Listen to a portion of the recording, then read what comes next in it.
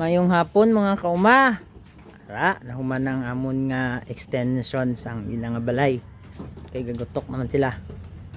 Ari, nan, the same size ni sila. 12 feet by 12 feet.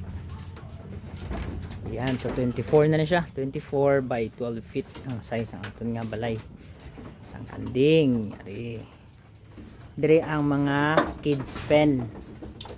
Ikit na siya para hindi sila mabulasot. Kaya hindi man taka-afford sang plastic matting, mahal man kayo ito. So, basta dito sa kahoy lang itong gamiton. Yan, gisampulan na sa alpa, hindi na sa alpa da, kaya yun yung lokso. So, ito rin ako lungon ang mga bata. May. Yan, pag abot sa dagko, medyo ikit na.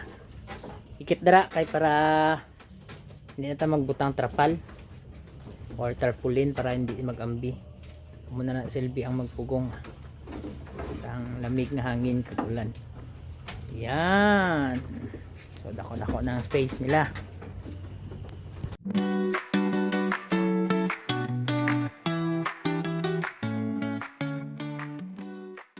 Yan, thank you Lord nahuman na gid. Kumay lang expenses ni ang material ara sa 6,000 plus manning 4, 5 mga 11 sariling kahoy. So ito lang mga kauma, happy goat farming, God bless.